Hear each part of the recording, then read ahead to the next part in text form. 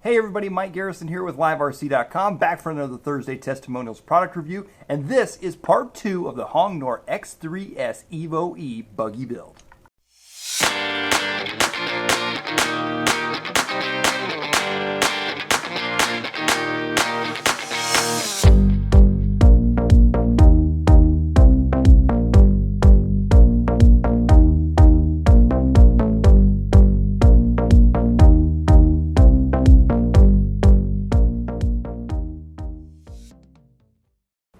Well, the car is finally built. It is ready to hit the racetrack, but before we do that, we got to talk about the build.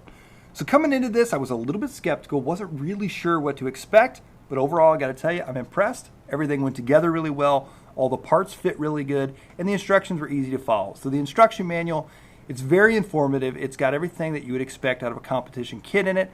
It's got everything from the charts that explain the different pills for the tow and the anti-squat, to the charts that explain the sway bars, the shock location, just basic general car setup. The only thing in the build, and as far as the instructions go, that was a little different for me was most cars nowadays have, if step A, everything for step A is in step A. You know, it's in bag A. Well, this car kind of jumps around from bag A to bag B to bag C and things like that. So you may use screws from this bag and maybe use screws from that bag, which is not necessarily a bad thing, but for me, I had a lot of screws laying on the table.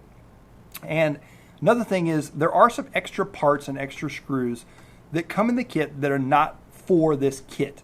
So just to make production easy, they included these things, especially on the plastic trees. Well, if you're like me, when you get done building a car and you see you have extra screws or extra parts, you're like, oh no, I obviously forgot something. So I had to go back through the manual several times to make sure that I had the car completely together. I wasn't missing something somewhere, but I wasn't. What it was is obviously you have some extra screws and things like that. So I put them in a screw box, and now I know if I lose a screw or break a screw or strip a screw out, I've got some extra ones. So definitely not a bad thing. It just took a little bit of getting used to for me because I felt like I had missed quite a bit building the car. Some things on the car that really stand out to me, obviously the aluminum shock towers, the front steering knuckles, the rear hubs, those are all huge added bonus for the durability factor of this car. The plastic all feels really good. It's a little more on the softer side, I would say, than some plastics out there, which is going to give a little bit more flex to the plastic. And also I think it's going to keep it from snapping as instantly as some of the stiffer plastics, which adds a little bit of durability to the car as well. The shock caps, the whole shocks in general, the shock caps are the alloy shock caps. It's a bladder shock system, and it's not an emulsion system. The threaded shock bodies, the bottom of the shocks caps are plastic. Not super pumped on that, I'm not going to lie. On the pit table when you're building the shocks, they don't flow real freely and they don't feel real smooth, but once you get the shocks all together and you put them on the car actually does feel pretty good. Got this big carbon fiber top deck here, center brace. You got a carbon fiber center diff brace, carbon fiber rear brace. The front chassis brace is plastic with a carbon fiber insert on one side. Obviously you could take that insert out if you want to add a little more flex to the car. We got carbon fiber servo mount here. Like most cars, it comes with a plastic servo arm, I should say.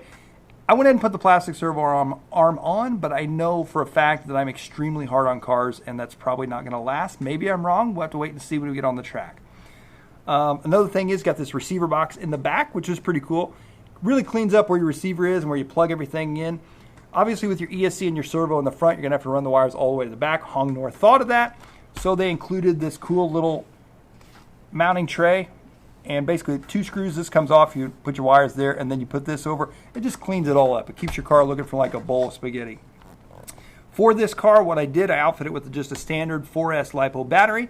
We're going to be trying out the MKS X5 HBL 550 servo.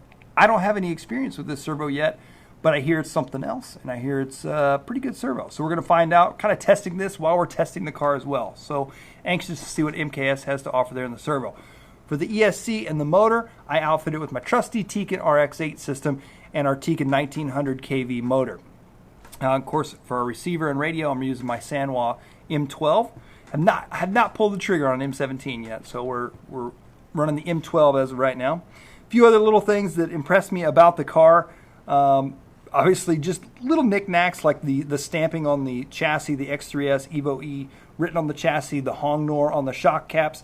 all those little things, those stand out to me, and those are like kind of a cool add-on. You know, it adds a little extra flair to the car. The other thing is there's some gaskets under the rear gearboxes that sit on the chassis. Well, when I was looking at it, I'm like, man, those are going to be a nightmare to hold in place. But they're not. They're actually adhesive back, so they stick on the chassis, and it keeps oil from leaking out onto the chassis from the gearbox if the diff starts leaking oil. The diffs went together super easy. I don't think they're going to leak. Obviously, all diffs kind of leak here and there, especially over time.